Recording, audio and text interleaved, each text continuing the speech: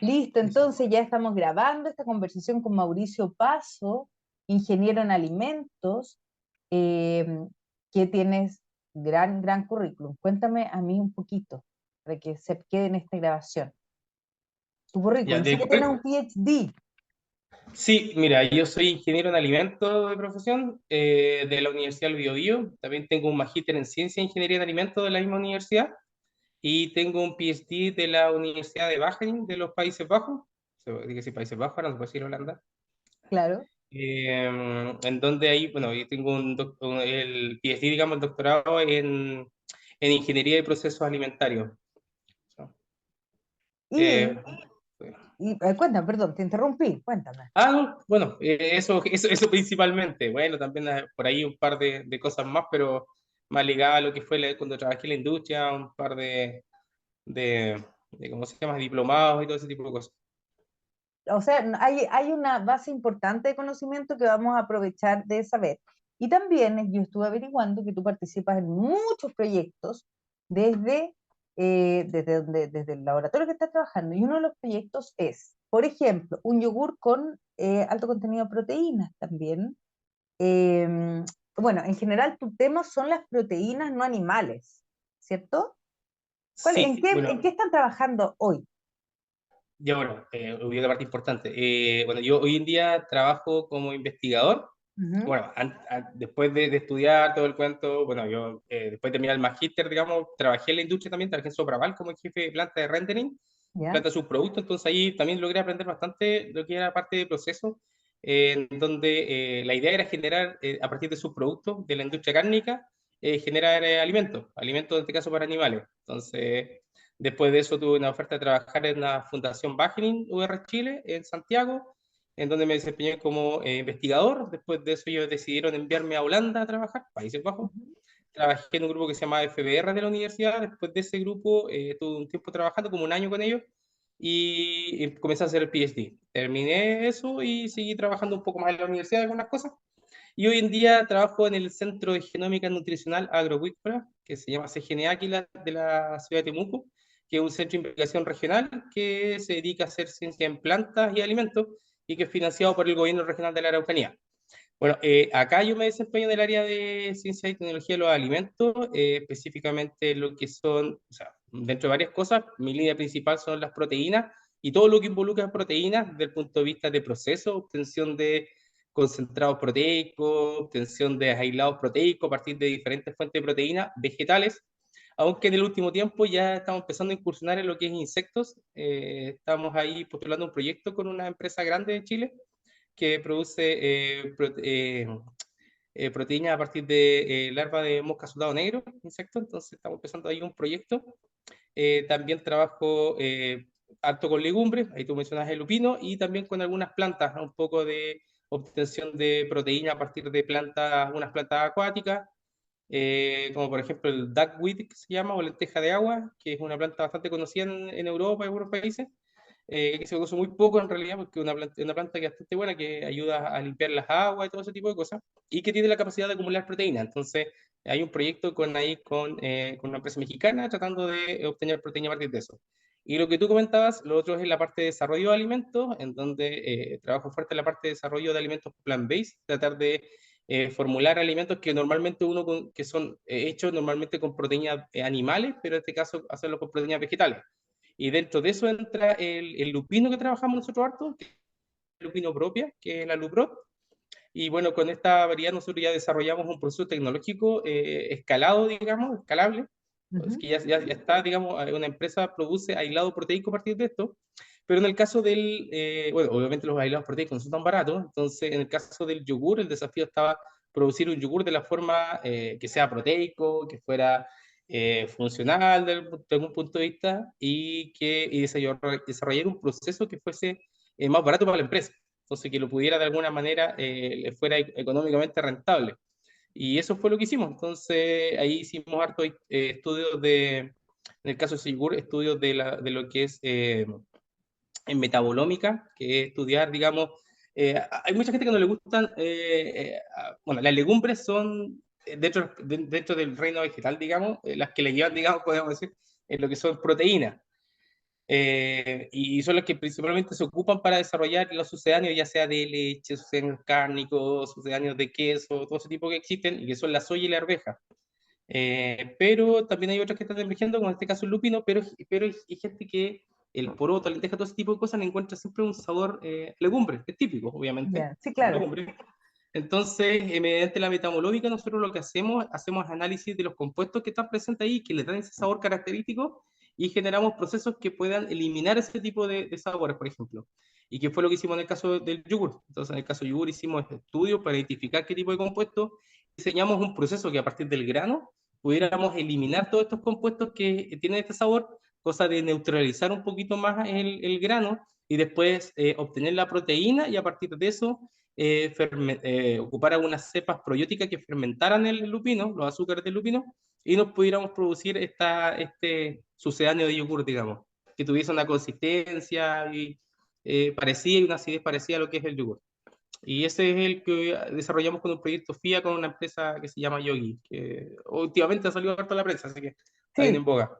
sí, lo hemos visto. Y bueno, tú comentaste un montón de proyectos y un montón de cosas que vamos a conversar en detalle, pero básicamente tú me dices entonces proteína no animal. Esta línea de investigación se debe a interés personal, a la emergencia climática que estamos viviendo, y en esa misma línea te quiero preguntar, ¿tú nos vislumbras un futuro vegano? ¿Vamos a ser vegana la humanidad? O sea, sí, mira, si empezamos a ver un poquito lo que son las tendencias de mercado, bueno, después de lo que pasó con el COVID, digo, aunque no ha pasado totalmente, pero después de estar todo el tiempo encerrado y todo lo que pasó con esta pandemia, Claro. la gente como que empezó, o sea, ya venía una tendencia fuerte de lo que era alimentación a base de plantas, pero después de lo que fue el tema COVID, aumentó mucho más, o sea, hubo un aumento muy drástico con respecto a los alimentos a base de plantas, en donde las personas, o sea, muchas personas entendían, pero muchas otras ya, digamos, se convencieron de que o sea, nutrición y salud van de la mano. Entonces, una buena alimentación implica una buena salud. Se entiende que los productos cárnicos tienen algunos riesgos para la salud, ya sea cardiovascular y otro tipo de cosas, principalmente por la grasa y otro tipo de cosas más. Entonces, mucha gente se movió un poquito hacia las dietas basadas en plantas. No netamente personas que se convirtieron en veganas, que son estrictamente, ellos consumen toda base de plantas y no consumen yogur ni nada derivado de animales. Vegetarianos, digamos, bueno, siempre hay que diferenciar, Claro. que no consumen carne, pero sí consumen derivados. Y lo que han crecido fuertemente son los flexitarianos, que le llaman, que son, de alguna manera, vegetarianos o veganos part-time, que son personas que deciden de alguna manera a veces preferir algún alimento que sea a base de plantas por uno que uno normalmente es a base de animal. Por ejemplo, mayonesa. La persona que va al supermercado y dice, ¿sabes qué? No voy a comer, no voy a comprar esta mayonesa que es de huevo, voy a comprar esta mayonesa vegana hoy día. Y esa persona se denomina flexitariana. Entonces, eso ha crecido mucho, mucho, mucho. La industria se dio cuenta, entonces la industria se dio cuenta que había un mercado grande y empezó a innovar mucho y tratar de generar alimentos que ya fueran, además que fueran a base de plantas, que parecieran como el alimento original, por decirlo, pero Ujú. que también que fuesen ricos. Entonces, hoy en día podemos encontrar una gran gama de alimentos vegetarianos, digamos, que son sabrosos y son muy similares a los que normalmente se hacen a partir de proteína animal. Entonces, sí, yo veo que se está moviendo fuerte el mundo hacia el consumo de alimentos a base de plantas. Y finalmente, o sea, en el futuro va a terminar siendo así, no por un cuento de que quizás quiera todo el mundo hacerlo, pero sí va a ser una gran mayoría que sí, y también por la disponibilidad, porque cada vez va a ser va siendo más difícil generar, por ejemplo, más carne, por la cantidad de agua que se utiliza, el impacto medioambiental, el uso de suelo, todo ese tipo de cosas, y también eso va haciendo también que se encarezca. Entonces, la carne va siendo más cara, los huevos va siendo más caro, la leche va siendo más cara, entonces lo vegetal va a tender de alguna manera a disminuir.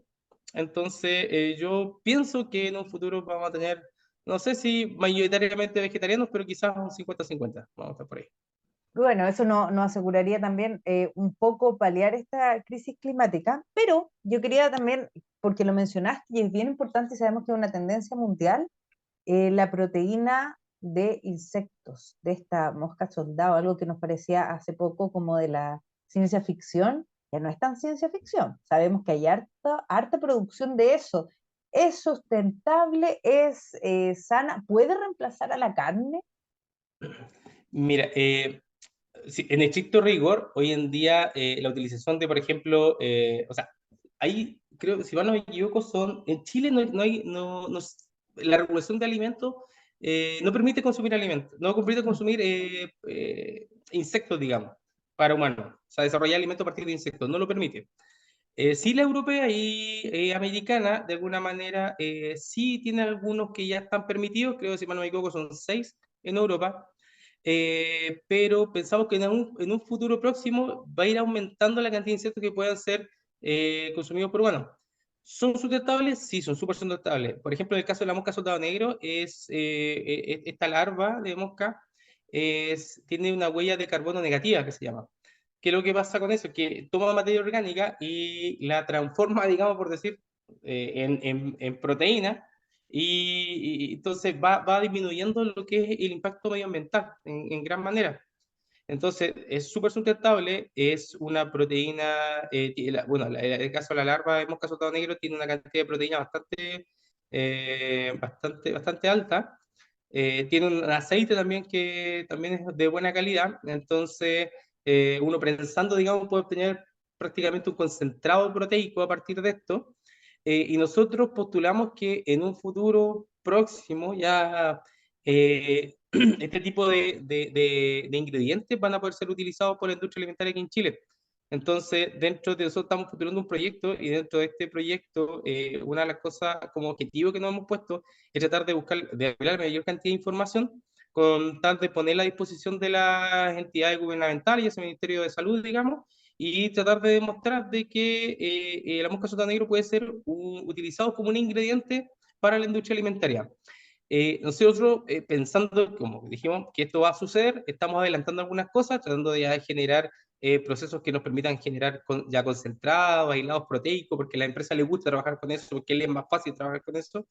Tratar de estudiar ya el punto de vista nutricional, digestibilidad, tratar de estudiar, bueno, cómo afecta, por ejemplo, los procesos que vamos a aplicar en lo que es perfiles de aminoácidos, cosas de mantener que tenga un buen perfil de aminoácidos, que, bueno, que este caso los tiene todos los aminoácidos esenciales en una cantidad bastante buena, digamos, entonces parece ser una muy buena fuente que podría reemplazar a lo que es la proteína de origen animal para desarrollo de algún tipo de alimentos.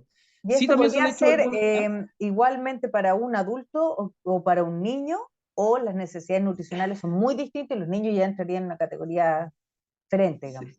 sí, mira, cuando uno estudia la calidad de la proteína se basa en dos parámetros. Uno, que es su perfil de aminoácidos esenciales, ¿Ya? estos 9 aminoácidos que uno, digamos, esenciales porque no los puede, su cuerpo no es capaz de sintetizarlo, entonces tiene que obtenerlo a partir de los alimentos, entonces necesita que los alimentos los tengan. Y lo otro parámetro que es la digestibilidad. Entonces, ese parámetro que es digestibilidad sí varía un poco en el caso varía con la edad, digamos. Entonces, en el caso de los niños, diferente a la digestibilidad, o sea, el aprovechamiento de proteínas es diferente en el caso de un adulto mayor, por condiciones fisiológicas, digamos, propias del organismo. Y eso también se recoge cuando uno hace estos análisis y uno se ve, la FAO dicta algunas formas de calcular la calidad de la proteína, coloca los aminoácidos esenciales y también la digestibilidad, y tiene estos parámetros, score que le llaman, que son distintos para niños, chicos, para jóvenes, para adultos. Entonces, siempre esto tiende a ser más estricto hacia los niños. Yo creo que en un principio se va a aprobar la utilización de este tipo digamos, de proteínas de insecto para el desarrollo de alimentos, pero en un principio lo más probable es que sea para adultos. Y de ahí yo creo que va a ir moviéndose en un futuro hacia lo que son los niños, principalmente por un cuento de que hay mucho que estudiar todavía, sobre todo con el caso de los alérgenos. Entonces, hay harto todavía que hacer. Pero es un campo abierto que sabemos que está en pleno auge y de ahí se desprenden también otras cosas. O sea, está la investigación en legumbres, ¿cómo se llaman estas moscas soldados? ¿Cuál va a ser la Claro. estrella que va a reemplazar a la proteína que, bueno, el cambio climático nos está orillando a eso? A tu juicio, ¿cuál va a ser la estrella del futuro en términos alimentarios? Bueno, yo tengo que ponerme la camiseta acá.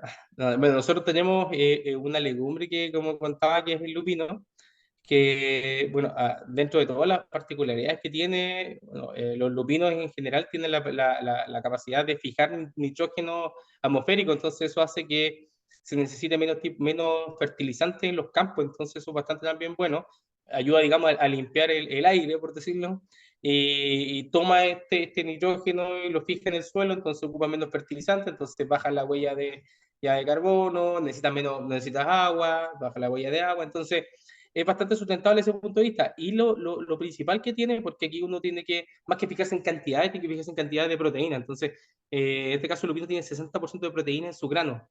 Entonces, ya prácticamente el grano pasa a ser casi un concentrado. Entonces, es bastante llamativo para la industria alimentaria. Entonces, prácticamente sin aplicar proceso, podría generarse alimentos proteicos sin ningún problema. Entonces, estamos enfocando fuerte en eso, que pudiese ser una opción. Yo también no descarto el cuento de los insectos, que como contaba en el caso de la mosca también, de la larva de mosca, que también tiene un contenido de proteína bastante elevado, entonces también mediante procesos simples uno podría llegar a un concentrado fácilmente.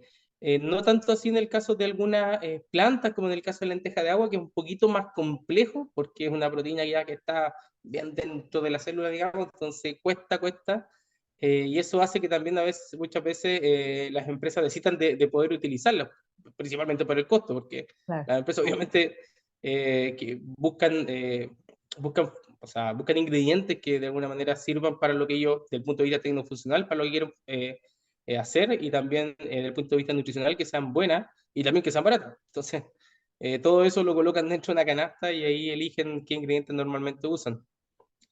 Y Bueno, ¿Mm? y lo otro es que cuando lo que hay que considerar también que cuando nosotros trabajamos acá con todo, explorando todo tipo de fuentes de proteína, una de las cosas también que tenemos que fijarnos fuerte pensando en la industria para que esto tenga un impacto real, porque no sacamos nada con hacer algo en el laboratorio y que después no se va a poder, no va a poder masificarse, es que los procesos tienen que ser escalables y ese es un punto también que es bastante distinto es lo que normalmente se hace no es por criticar universidades, pero generalmente en las universidades, uno también lo hace cuando necesita identificar cierto tipo de cosas, pero acá siempre estamos pensando en que el proceso que nosotros desarrollemos tiene que ser escalable, tiene que ser poder utilizarse con la maquinaria que hoy en día prácticamente existe, o tratar de hacer una modificación con la existente, pero que no sea tan futurista, digamos, que veamos que vamos a poder hacerla de alguna manera.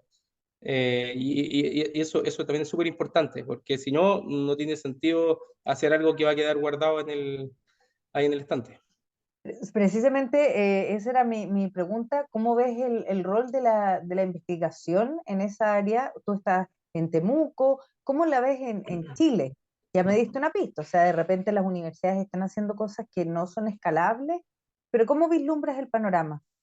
Sí, bueno, es que sí, a veces me ha tocado, no es en general, pero eh, ver procesos que de alguna manera se desarrollan y se piensan que pueden utilizarse después en la industria, cuando las condiciones que se van ocupando de alguna manera no son escalables. Por ejemplo, no sé, ocupando sistemas de centrifugación, de decanter, digamos, la industria alimentaria no se ocupa una centrífuga, se ocupan decanter, que son sistemas continuos que no llegan más allá de 5.500 RPM, van por ahí.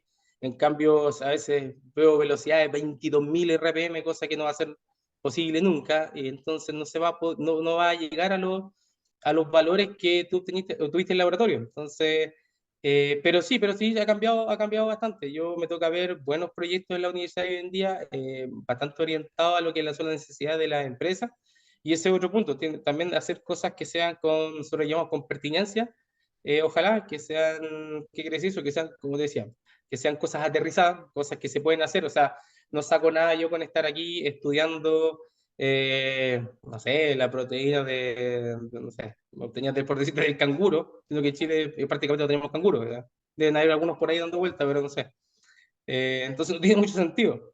Pero entonces lo que nos enfocamos harto es estudiar lo que es el plano local y pensando también en lo que es el impacto medioambiental. O sea, sabiendo que es una necesidad o un requerimiento de los consumidores hoy en día, Entonces, pensando en lo que es huella de agua, entonces tratamos de buscar cultivos que no sean tan exigentes en el cuento del agua y también en el cuento de huella de carbono, que muchas veces puede ser un cultivo con una baja huella de carbono, pero puede ser que ese cultivo se produzca en Singapur, tengamos que traerlo de Singapur para acá, entonces ahí digamos, Claro. todo lo sustentable que obtuvimos allá lo perdemos en el camino. Y yo quería Entonces entrar también de estamos, nuevo, perdón, te interrumpí, pero yo ¿eh? quería entrar de Dime. nuevo en ese tema de la sustentabilidad, porque la verdad es que el tema del futuro, el tema que se está hablando, estamos ya en los 8.000 millones, ¿cómo es?, de seres humanos, o sea, no es un tema menor al que se van a enfrentar la humanidad y la disponibilidad alimentaria. Y entonces, ¿cómo ves el rol del ingeniero en alimentos en este panorama medio desolador que se nos presenta? Sí, bueno, ni tan desolador, digo yo, que tenemos varias oportunidades. Quizás no vamos a comer tan rico en el futuro, pero de que vamos a poder comer, vamos a poder comer, digo yo. Ya, eso ya es Eh, importante, digamos. sí. Bueno, como te contaba, en realidad el rol de ingeniero de alimentos es bastante fuerte, tanto del punto de vista de los procesos, como te contaba, tratar de diseñar procesos que podamos, que sean escalables y que nos puedan llevar a obtener, digamos, manera, bueno, por hoy día pensamos económicamente, quizá con el futuro, cuando sea ultra escasa el alimento, va a dar lo mismo la plata, pero que podamos escalarlo y podamos desarrollar, obtener grandes cantidades de alimentos. Y por otro lado, ver el cuento de la exploración, o sea, seguir explorando, ver qué tipo de fuentes dentro de las legumbres, principalmente, quizás, bueno, también cereales, aunque los cereales tienen poca cantidad de proteína, pero ver el cuento de los insectos, las plantas, tratar de seguir explorando y buscando nuevas fuentes de proteína que sean, ojalá, de gran valor biológico, como te contaba, eso con buenos perfiles de aminoácidos, con buena digestibilidad, aunque la parte de digestibilidad, bueno, ahí también o sea, la calidad de una proteína también nosotros la podemos modificar, entonces también ahí hay harto que hacer, entonces quizás podemos encontrar una proteína que tenga buen perfil de aminoácidos, pero que de digestibilidad sea muy baja, entonces ahí es donde entra también la ciencia, tratando de hacer ya sea modificaciones estructurales de proteínas, aplicando tratamientos no convencionales que tenemos hoy día, por ejemplo, como las altas presiones hidrostáticas, campos eléctricos pulsados, calentamiento ósmico, pucha, teníamos un sinfín de cosas que podríamos utilizar y que eso permite modificar esta estructura de proteína y eso muchas veces hace que el aprovechamiento de nuestro organismo sea distinto, ya sea mayor, también puede ser que sea peor, pero por eso es que hay que estudiar y ver, explorar, como te decía, las diferentes opciones que tenemos. En el mar tenemos muchas opciones, no por el punto de vista de los pescados, que ya se sabe, pero también tenemos algas, tenemos muchas plantas que acumulan proteína, como te contaba el ejemplo de la lenteja de agua, que es una opción, y legumbres que quizás no hemos estudiado mucho, que hoy en día principalmente se utilizan para consumo animal y que fácilmente pueden ser utilizadas para consumo humano. Si O uno sea, a tu juicio lo hace importante es cambio. que el futuro no está tan negro, así que, Sí. pues ya como para ir finalizando, te quería preguntar eso mismo. ¿Cómo ves tú desde el punto de vista básicamente de la disponibilidad alimentaria, desde tu rol como ingeniero en alimentos, cómo vislumbras el futuro? ¿Qué mensaje le darías a los jóvenes? Y sobre todo porque me comentabas que estás haciendo de alguna manera un llamado a los jóvenes que se interesen en tu disciplina, ¿no? Sí, bueno, obviamente pensando en el futuro vamos a necesitar a personas que sean capaces y que puedan seguir trabajando en lo que uno hoy en día está haciendo. Es un hecho que me preocupa un poquito, que cada vez vamos siendo menos, que estamos trabajando en lo que es lo que es el desarrollo de alimentos, en lo que es la exploración de alimentos y lo que va la ciencia detrás de la producción de alimentos. Porque en realidad producción de alimentos no es llegar y juntarte dos, tres cosas como algunos pueden pensar ahí. Hay que saber cómo juntar las cosas, digo yo.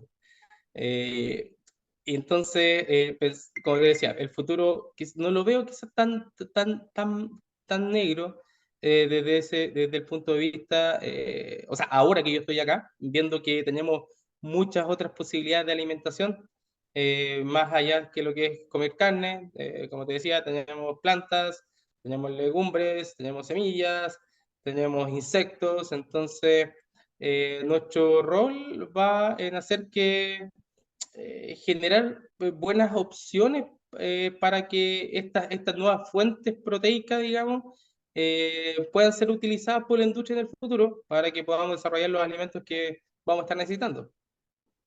De todas maneras, Mauricio, vamos a seguir nosotros en conversaciones en el futuro, porque sabemos que vas a estar con investigaciones bien interesantes también. Y te agradezco mucho esta entrevista. Ya sabes, la invitación a seguirnos en nuestras redes sociales, en nuestro LinkedIn, en nuestra página. Así que nos estamos viendo. Vale, no, gracias a ti por la invitación. Gracias. Chao, chao. Chao.